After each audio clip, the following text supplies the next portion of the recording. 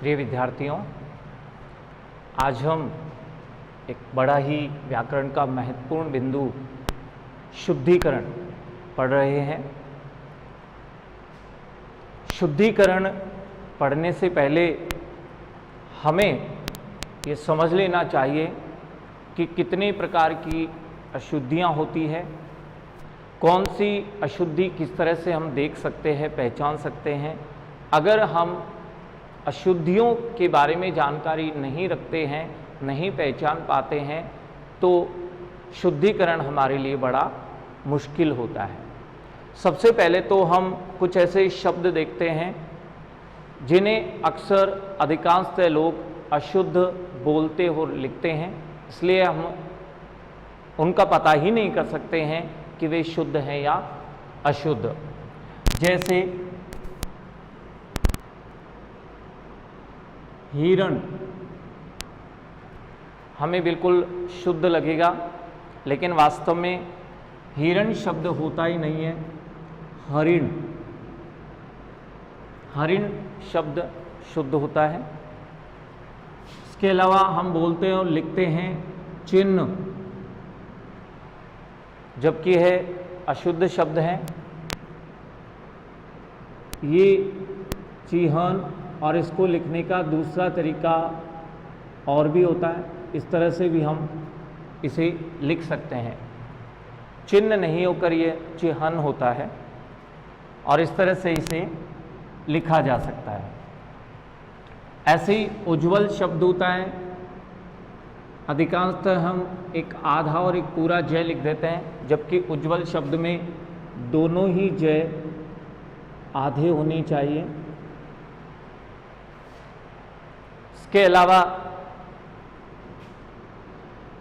बुधवार अधिकांशतः लोग बोला करते हैं, लेकिन ये बुधवार नहीं होकर बुधवार होता है, ये हम जानते हैं। पैसों की बात करें तो अधिकांश लोग कहते हैं 500 रुपये, जबकि पान नहीं होकर वे जानते और पहचानते हैं कि पान नहीं, ये 5 है। तो इस तरह सामान्यतः बहुत सारे शब्द हैं जिन्हें हम जानते हुए भी अशुद्ध बोलते और लिखते हैं। तो बहुत ही सावधानी पूर्वक इस बिंदु को हम सीखेंगे, आगे बढ़ाएंगे। कुछ वाक्य आपके सामने दिए हुए हैं, ये सभी अशुद्ध वाक्य हैं। हम इन सभी वाक्यों को शुद्ध करके लिखेंगे। सबसे पहले तो हम वाक्य में जो अशुद्धि है उसे पहचानेंगे कि वचन संबंधी अशुद्धि है या लिंग संबंधी अशुद्धि है या वर्तनी संबंधी अशुद्धि है या अनावश्यक शब्द संबंधी अशुद्धि है। अशुद्धि का वो प्रकार कौन सा है, अशुद्धि कहाँ पर है, हमें सबसे पहले उसे जानना पड़ेगा। पहला वाक्य है, नेताजी को एक फूलों की माला पहनाई। फूलों से पहले एक शब्द लिखा हुआ है। हम जानते हैं कि फूलों से पहले एक है, एक फूलों, तो यहाँ पर ये अशुद्धि है। और ये जो एक पद है वह माला के साथ जाना चाहिए। नेताजी को फूलों की एक माला, नेताजी को फूलों की एक माला, एक शब्द यहाँ नहीं होकर यहाँ होना चाहिए था। नेताजी को फूलों की एक माला पहनाई।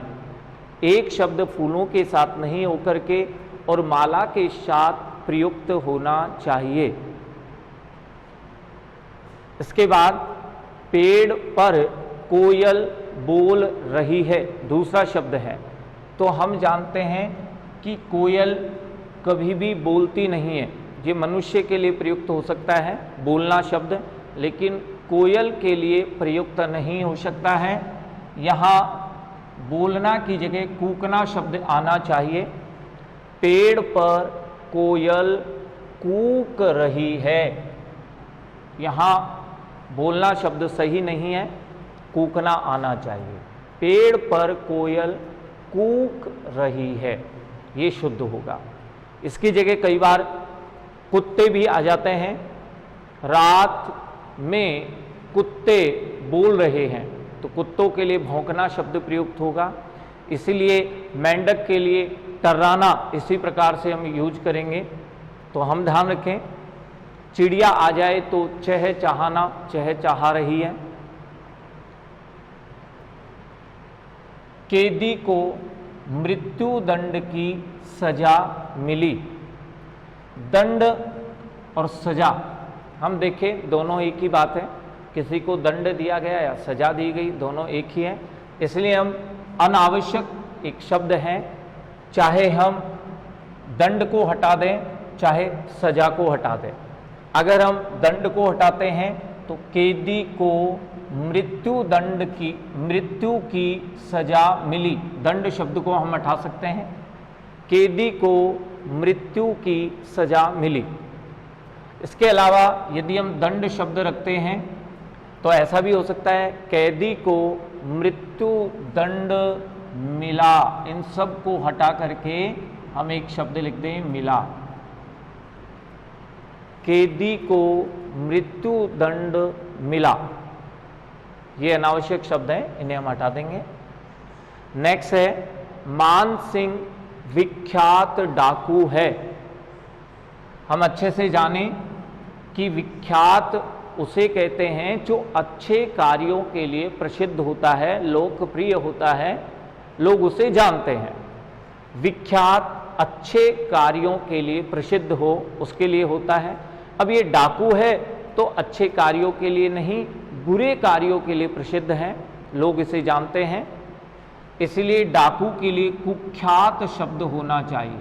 कुख्यात, जो बुरे कार्यों के लिए जाना जाए। तो विख्यात की जगह कुख्यात शब्द होगा।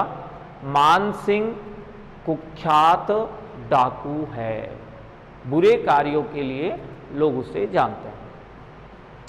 यह एकांकी बहुत अच्छी है।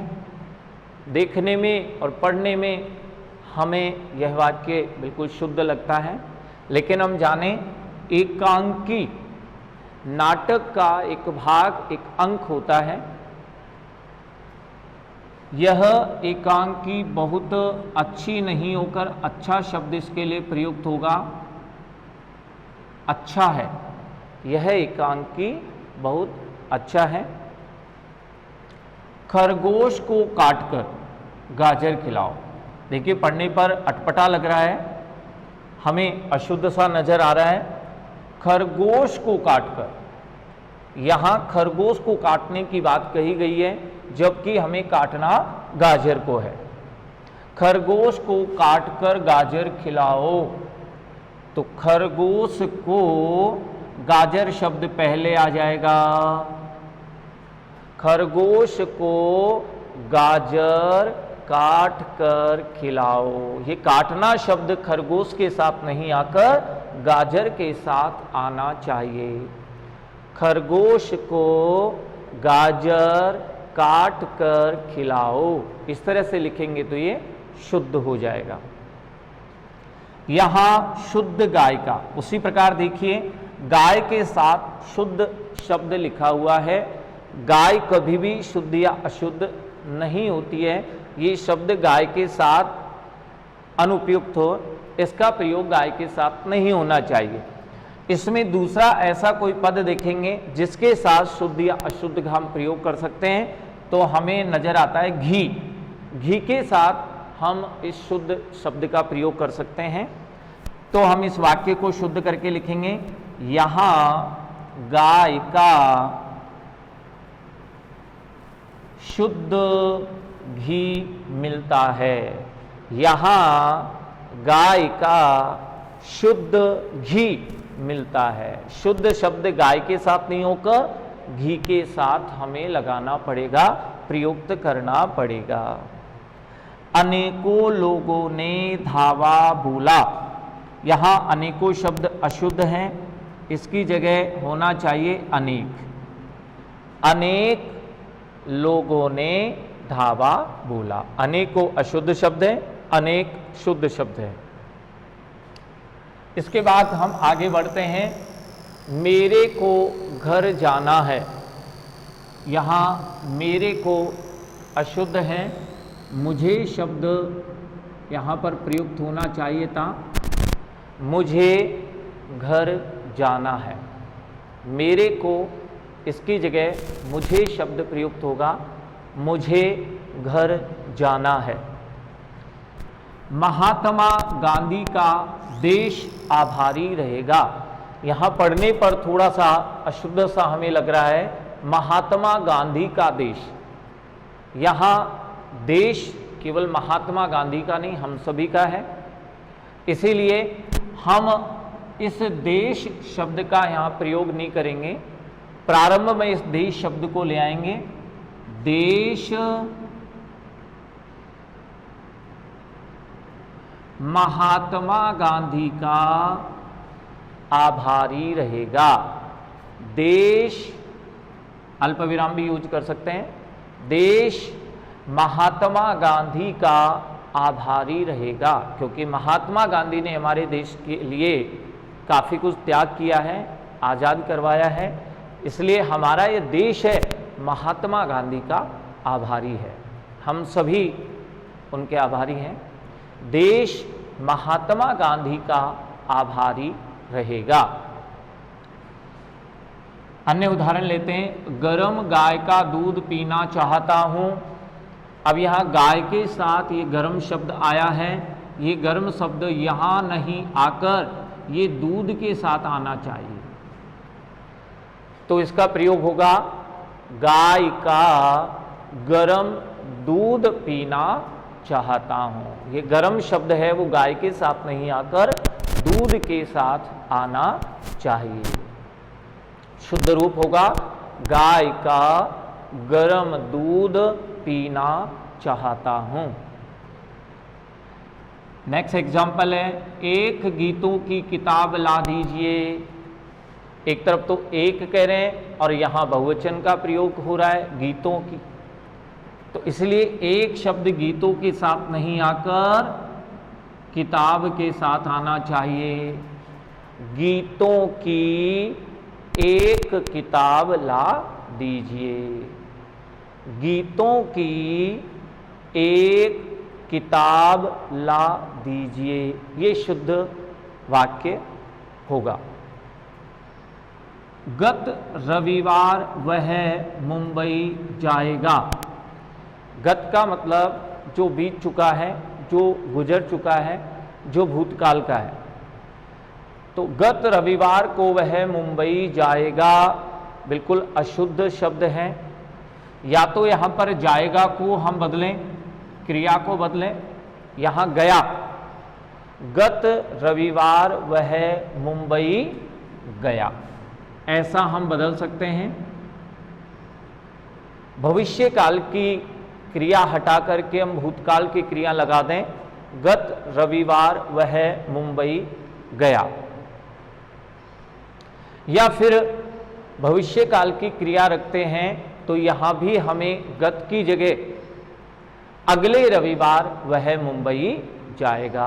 हमें गत की जगह अगले पद को हमें बदलना पड़ेगा, चेंज करना पड़ेगा। तो गत रविवार वह मुंबई गया, ये शुद्ध रूप हो जाएगा। जाएगा हटा करके हमें गया लिखना है, काल संबंधी अशुद्धि थी यहां पर। कश्मीर में कई दर्शनीय स्थल देखने योग्य है। अब यहां दर्शनीय स्थल और देखने योग्य दोनों का एक ही अर्थ है, अनावश्यक शब्द हैं। तो हम कुछ पदों को हटा देंगे। किस प्रकार से कि कश्मीर में कई दर्शनीय स्थल है। देखने योग्य इसको हटा देंगे, क्योंकि दर्शनीय का अर्थ भी देखने योग्य ही होता है। तो शुद्ध रूप होगा कश्मीर में कई दर्शनीय स्थल है। नेक्स्ट लेते हैं, मेरा प्राण निकल रहा है। यहां प्राणों के लिए एक वचन नहीं होकर बहुवचन होता है। मेरे प्राण निकल रहे हैं। मेरे प्राण निकल रहे हैं। वचन संबंधी अशुद्धि थी, प्राणों के साथ हमेशा बहुवचन का प्रयोग होगा। अगला एग्जाम्पल लेते हैं, हिमालय पर्वत बर्फ से ढका रहता है। यहाँ हिमालय शब्द आ गया तो पर्वत शब्द लिखने की आवश्यकता ही नहीं है। हिमालय एक पर्वत का ही नाम है, इसलिए इसके आगे पर्वत शब्द अनुपयुक्त है। हिमालय बर्फ से ढका रहता है, अनावश्यक शब्द है पर्वत, जिसे हम हटा देंगे। ईदगाह नामक शीर्षक कहानी प्रेरणादायी है। यहाँ नामक और शीर्षक दोनों पदों का अर्थ एक ही है, इसलिए हम दोनों में से एक पद को हटा देंगे, अनुपयुक्त पद है। ईदगाह शीर्षक कहानी प्रेरणादायी है। अगर हम नामक को रखें तो फिर शीर्षक को हटा देंगे। ईदगाह नामक कहानी प्रेरणादायी है। हमें नामक और शीर्षक इन दोनों में से किसी एक शब्द को हटाना पड़ेगा। नेक्स्ट उदाहरण है, महादेवी वर्मा विद्वान थी। हमें ध्यान है कि महादेवी वर्मा स्त्रीलिंग है और यहाँ विद्वान है, यह एक पुल्लिंग है। तो हमें महादेवी वर्मा के साथ किसी भी स्त्रीलिंग में बदलना होगा, विद्वान को भी, और विद्वान का स्त्रीलिंग होता है विदुषी। तो हम शुद्ध करके लिख सकते हैं, महादेवी वर्मा विदुषी थी। विद्वान की जगह हमें बदलना पड़ेगा विदुषी। यहां पर लिंग संबंधी अशुद्धि है। मेरा हस्ताक्षर सुंदर है।